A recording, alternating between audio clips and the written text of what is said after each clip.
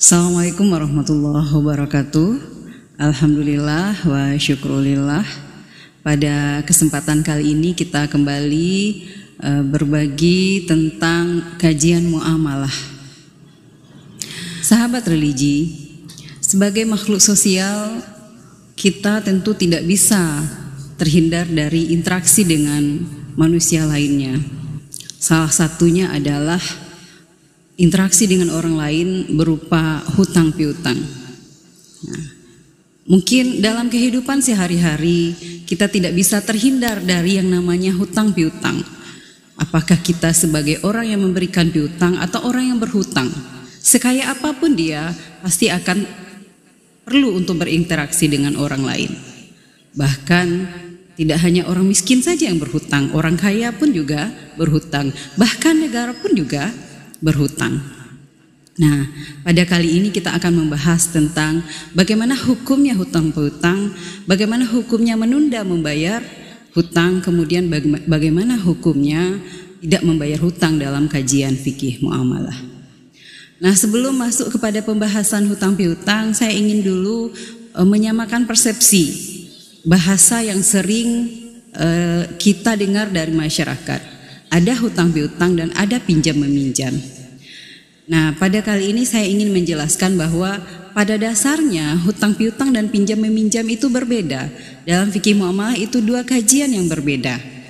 Akan tetapi di tengah-tengah masyarakat, hutang piutang dengan pinjam meminjam itu sama saja. Jadi bahasanya sama tapi implikasi hukumnya berbeda. Nah, saya ingin menjelaskan bahwa hutang piutang itu adalah penyerahan harta kepada orang lain dan dikembalikan lagi dengan jumlah yang sama atau dengan nilai yang sama, itu hutang piutang. Sementara pinjam meminjam itu adalah pemanfaatan benda orang lain atau hak milik orang lain dan dikembalikan lagi benda yang sama. Jadi pada dasarnya dia dua hal yang berbeda. Satu, dalam hutang piutang itu dikembalikan nilainya yang sama. Akan tetapi kalau dalam pinjam meminjam yang dikembalikan adalah benda itu juga. Apa contohnya hutang piutang? Pinjam uang, pinjam beras atau pinjam emas, itu hutang piutang. Tapi kalau pinjam meminjam, misalnya pinjam baju, pinjam sendal, pinjam sepatu, itu adalah pinjam meminjam dalam kajian fikih muamalah. Itu dua hal yang berbeda. Nah, akan tetapi di dalam masyarakat itu dibahasakan sama. Jadi saya ingin ketika dibahas hari ini kita membahas tentang hutang piutang, kemudian masyarakat menyebutnya dengan istilah pinjam karena pinjam uang juga adalah dalam bahasa sehari itu adalah pinjam meminjam dalam artian card, maka hari ini kita samakan persepsi hutang dan pinjam itu sama dalam kajian dalam bahasa masyarakat sehari-hari. Baik sahabat religi, kita mulai dari definisi. Hutang piutang dalam bahasa Arab berasal dari secara bahasa adalah al-qat'u, artinya memotong. Kenapa? Karena pada dasarnya orang yang memberikan hutang piutang itu memotong sebagian hartanya untuk diserahkan kepada orang lain atau dipinjamkan kepada orang lain. Jadi sebagian saja harta mungkin dibutuhkan oleh orang lain kemudian diberikan dalam bentuk penyerahan harta. Jadi secara istilah hutang piutang adalah penyerahan harta kepada orang lain kemudian dikembalikan dengan jumlah yang sama. Jadi pada dasarnya dalam hutang piutang itu harta seseorang dipotong, diambil untuk diberikan kepada orang lain yang membutuhkan, kemudian syaratnya dikembalikan dengan jumlah yang sama. Jadi dalam hutang piutang sangat terlihat di mana antara satu orang dengan orang lain itu saling membantu. Orang yang sedang kesusahan kemudian diberikan bantuan dalam bentuk pinjaman uang sehingga kesulitannya teratasi. Inilah hutang piutang dalam fikih muamalah. Ini sangat dianjurkan di dalam Al-Quran, dalam surah Al-Maidah ayat 2 dikatakan A'udzubillahi minasyaitonirrajim, bismillahirrahmanirrahim. Ta'awanu 'alal birri wat taqwa wa la ta'awanu 'alal ismi wal 'udwan. Bertolong-tolonganlah kamu dalam kebaikan dan takwa, tapi janganlah kamu bertolong-tolongan dalam keburukan dan dosa. Jadi bertolong-tolongan adalah salah satu bentuk perhatian antara orang yang mempunyai kelebihan harta dengan orang yang mungkin membutuhkan pertolongan pada saat itu, sehingga terjalinlah hubungan sosial yang harmonis. Nah, kemudian di dalam Al-Quran juga dijelaskan dasar hukum dari hutang piutang itu sendiri. Dalam surat Al-Baqarah ayat 245 dikatakan, Bismillahirrahmanirrahim, Man zallazi yuqridullahu qardan hasanan fayudha'ifahu lahu ad'afan katsiran. Kata Allah, siapa yang memberikan pinjaman kepada Allah dalam bentuk pinjaman yang baik, maka Allah akan melipat gandakan pembayarannya kepadanya dengan berlipat ganda. Itu janji Allah, bahwa Allah akan melipat gandakan harta yang tadi dipinjamkan kepada orang lain. Nah, begitu Allah memiliki janji yang indah sekali kepada orang yang memberikan piutang kepada orang lain. Di dalam hadis juga ditemukan banyak sekali anjuran agar orang memberikan piutang kepada orang lain dalam bentuk pertolongan, di mana dalam salah satu hadis dikatakan, sesungguhnya Nabi berkata, tidaklah seorang muslim menghutangkan hartanya kepada muslim lainnya sebanyak 2 kali, kecuali salah satunya adalah sebagai sedekah. Nah, kita dilihat di sini bahwa antara hutang piutang dan sedekah itu berbeda. Hutang piutang itu memberikan harta dalam bentuk pinjaman kepada orang lain, kemudian kembali lagi kepada kita pada saat dibayar. Sementara sedekah adalah pemberian habis yang diserahkan kepada orang lain dalam bentuk pertolongan dan tidak kembali lagi harta itu kepada kita, kecuali kembali dalam bentuk pahala, insya Allah kalau Allah meridainya. Nah, oleh Rasulullah dalam hadis ini dikatakan ketika ada 2 kali orang bersedekah, salah satunya dinilai sebagai sedekah, padahal mungkin kedua-duanya uangnya kembali lagi karena dia hutang piutang, tapi Rasulullah menjanjikan itu adalah sedekah salah satunya. Mudah-mudahan Allah membalasi kebaikan itu. Begitu tingginya pahala bagi orang yang memberikan piutang kepada orang lain. Nah, kemudian dalam hadis lain juga ditemukan bahwa sedekah itu berpahala 10 kali lipat. Sedangkan memberi pinjaman berpahala 18 kalinya. Lalu Rasulullah bertanya kepada Jibril, "Wahai Jibril, mengapa pinjaman lebih utama daripada sedekah?" Jibril menjawab, "Karena seorang peminta-minta terkadang masih memiliki harta di rumahnya, akan tetapi orang yang meminta untuk diberikan piutang dalam keadaan meminta pinjaman, kecuali mereka tidak melakukan itu karena memang benar-benar terdesak." Jadi kalau orang meminta-minta bisa saja mereka masih punya sisa harta di rumah, tapi karena ingin mendapatkan yang lebih banyak. Tapi orang yang minta diberikan hutang benar-benar dalam keadaan terdesak sehingga butuh pertolongan orang lain, sehingga dengan menghilangkan rasa harga dirinya, rasa malunya datang kepada orang lain untuk diberikan piutang, sehingga kata Rasulullah tadi pahalanya lebih tinggi dibandingkan sedekah. Jadi dari ayat tadi dan hadis tadi kita bisa mengambil kesimpulan bahwa hukum hutang piutang itu adalah sunnah bagi orang yang memberikannya. Jadi kalau ada orang yang memiliki kelebihan harta kemudian ingin membantu sesamanya, maka baginya sunnah memberikan piutang itu. Dan bagi orang yang diberikan piutang, maka wajib untuk membayarnya ketika sudah mampu atau sesuai dengan perjanjian yang sudah ditetapkan. Apakah jangka waktunya 1 minggu, 1 bulan atau 1 tahun. Jadi wajib untuk dikembalikan. Pada saat meminjam uang atau meminjam harta lainnya, maka niatkan dalam hati bahwa dia akan mengembalikan lagi dengan jumlah yang sama. Dan syaratnya dalam hutang piutang itu adalah dikembalikan lagi dalam jumlah yang sama. Jadi kalau dia berhutang 100.000, maka kembalikan lagi 100.000. Dan orang yang memberikan piutang tidak boleh meminta membayar lebih. Apakah dia berhutang itu dalam jangka waktu pendek atau jangka waktu panjang? Tetap hutangnya jumlahnya harus sama banyak pada saat dia memberikan piutang. Kalau dia berhutangnya 1 tahun dalam jumlah 1 juta, 1 tahun pun dibayarnya, jumlah hutangnya harus jumlahnya 1 juta. Tidak boleh berlebih meskipun 100.000. walaupun sudah jangka waktunya 1 tahun. Kalau itu konsepnya hutang piutang. Kalau diminta oleh orang yang memberikan piutang membayarnya berlebih 100.000 atau 200.000 dari 1 juta tadi, maka dia jatuh kepada riba. Jadi hati-hati juga ketika ingin menolong orang lain, kemudian ingin mengambil manfaat dari sana, maka dia tergelincir kepada riba. Yang dalam Al-Quran riba itu diharamkan. Allah katakan Al-Qur'an 275, wa ahalallahu al-bai'a wa harramar riba. Jadi hati-hati ketika kita ingin menolong orang lain tapi ingin mengambil manfaat darinya, maka dia jatuh kepada riba. Jadi perbaiki lagi niat, kalau ingin menolong orang lain ikhlas karena Allah, maka berikan pinjaman.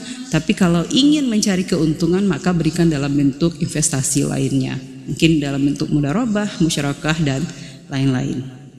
Nah, sahabat religi, setelah memberikan piutang kepada orang lain yang hukumnya pada dasarnya adalah sunnah atau bisa wajib dalam keadaan tertentu, dalam keadaan orang benar-benar terdesak, dalam keadaan orang yang memang membutuhkan pertolongan kemudian akan membahayakan jiwanya kalau tidak ditolong, maka si pemberi piutang bisa saja wajib untuk membantu saat itu kalau sedang membutuhkan.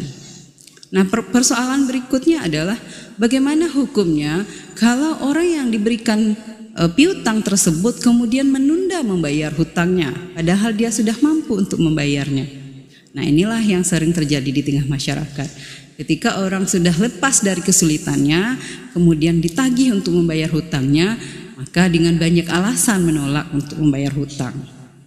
Nah, padahal di dalam hadis Rasulullah dikatakan matlul ghani zulmun. Orang yang mampu kemudian menunda membayar hutangnya, maka dia termasuk kepada orang yang zalim. Jadi hati-hati sahabat religi, ketika kita berhutang maka niatkan dalam hati untuk segera membayarnya. Karena kalau kita sudah mampu kemudian menundanya, maka kita termasuk kepada orang yang zalim dalam hadis tadi. Lalu bagaimana kalau orang yang diberikan piutang belum mampu untuk membayarnya? Nah, disinilah indahnya agama Islam. Ketika orang yang diberikan piutang belum mampu untuk membayarnya, maka ajaran Islam menganjurkan untuk memberikan kelonggaran. Jadi tidak boleh dikejar-kejar seperti debt collector mengejar para nasabahnya, itu juga tidak dianjurkan dalam syariat Islam. Akan tetapi kalau orang yang berhutang belum mampu untuk membayarnya, maka diberikan kelonggaran. Karena di dalam hadis dikatakan oleh Rasulullah, siapa yang memberikan kelonggaran terhadap orang miskin dari duka dan kabut dunia, maka Allah akan melapangkannya di akhirat. Dan siapa yang memudahkan kesulitan seseorang, maka Allah akan memberikan kemudahan baginya dunia dan akhirat. Dunia dan akhirat janjinya. Jadi kalau memberikan kemudahan kepada orang lain, maka Allah mudahkan dia di dunia dan mudahkan di akhirat kelak. Begitu indah ajaran syariat Islam ini. Kalau orang belum mampu, maka jangan didesak. Kecuali dalam keadaan dia sudah mampu, maka dia termasuk kepada zalim. Tapi kalau dia belum mampu, mungkin bulan ini dia belum mampu, maka berikan kelonggaran untuk membayarnya minggu depan atau bulan depan. Itu ajaran Al-Quran, ajaran syariat. Itu ajaran agama, memberikan kelonggaran kepada orang yang diberikan hutang. Mudah-mudahan Allah juga memberikan kemudahan bagi kita di dunia maupun di akhirat kelak. Nah, inilah yang mungkin dilakukan oleh pemerintah saat ini. Dalam kondisi pandemi COVID-19 ini, pemerintah memberikan kelonggaran kepada masyarakat yang berhutang di perbankan atau di lembaga keuangan lainnya, di mana pemerintah menghimbau untuk menunda menagih hutang karena masyarakat yang terdampak pandemi corona ini. Ini sesuai dengan ajaran agama, di mana menunda pembayaran hutang bagi orang yang memang belum mampu saat ini, apalagi terdampak ekonominya karena pandemi ini, maka dianjurkan untuk menunda menagih hutangnya sampai suasana ekonomi masyarakat kembali normal. Sahabat religi, berikutnya kita akan membahas tentang bahaya menunda membayar hutang. Nah, Jadi agar kita berhati-hati ketika berhutang, kemudian menunda pembayaran hutang itu ketika mampu. Apa saja bahaya menunda membayar hutang?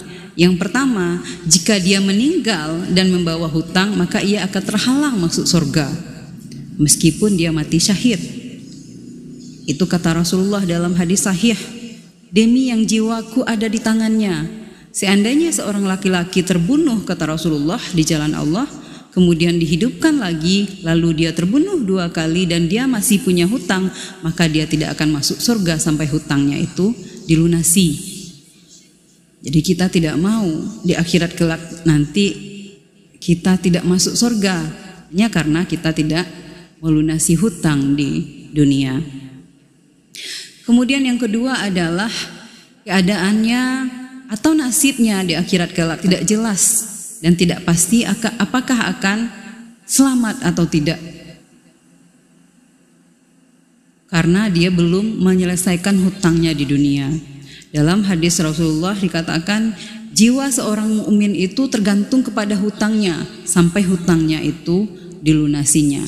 Atau ketika dia meninggal kemudian dia belum melunasi hutangnya, maka ahli waris wajib untuk menanggung hutangnya. Kalau tidak nanti nasibnya terkatung-katung.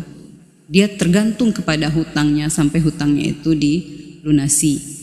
Nah, mudah-mudahan kalau kita berhutang, maka kita mampu melunasinya sebelum meninggal dunia. Niatkan di dalam hati. Bahkan perintah Al-Quran itu adalah kalau kita berhutang maka catat. Iza tadayantum bidainin ila ajalim musamma faktubuh. Apabila kamu bertransaksi tidak secara tunai, tidak tunai itu berarti secara berhutang, faktubuh, maka catat. Datangkan saksi. Inilah fungsi bendahara saat ini, fungsi sekretaris. Kalau kita berhutang catat, bahkan saya kalau berhutang catat di pintu lemari pakaian. Meskipun saya berhutangnya kepada anak-anak, tapi saya catat agar pada setiap membuka lemari pakaian saya ingat dengan hutang saya dan segera berniat untuk melunasinya. Sahabat religi, bahaya berikutnya dari menunda membayar hutang adalah tidak disolatkan oleh Rasulullah. Padahal solat beliau adalah syafaat. Pernah suatu ketika dihadapkan kepada beliau jenazah salah seorang sahabat yang meninggal untuk disolatkan. Kemudian Rasulullah bertanya, apakah si mayat ini meninggalkan hutang? Sahabat lain berkata, dia meninggalkan 2 dinar. Lalu kata Rasulullah, salatkanlah oleh kalian. Ini menunjukkan bahwa Rasulullah tidak mau menyelenggarakan jenazah yang dia meninggal dalam keadaan berhutang. Padahal disalatkan Rasulullah adalah syafaat, diterhindar dari syafaatnya. Itu bahaya menunda pembayaran hutang. Berikutnya adalah orang yang berhutang dan berniat tidak melunasinya akan bertemu dengan Allah dengan status sebagai pencuri. Nah, kita tidak mau tentu berhadapan dengan Allah kelak kita berstatus sebagai pencuri. Na'udzubillah min zalik. Rasulullah bersabda, siapa saja yang berhutang lalu berniat tidak mau melunasinya, maka dia akan bertemu Allah pada hari kiamat dalam status sebagai pencuri. Hadis riwayat Ibnu Majah. Kita ingin bertemu kepada Allah dalam suasana yang gembira.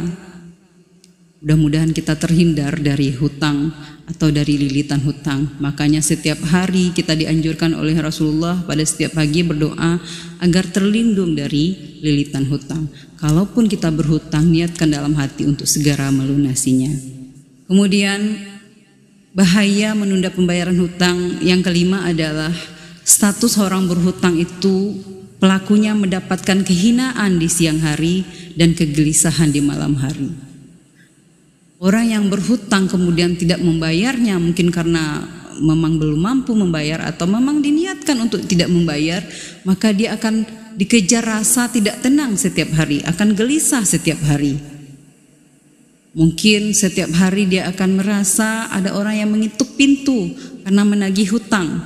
Dia merasa cemas dan mungkin saja di tidur malamnya dia merasa gelisah karena belum membayar hutangnya, maka pada dasarnya kita dianjurkan untuk tidak berhutang kalau tidak perlu. Tapi kalau memang perlu sekali, maka dibolehkan untuk berhutang, akan tetapi niatkan dalam hati untuk segera melunasi hutang tersebut agar kita selamat dari kejaran dan menjadi tentram.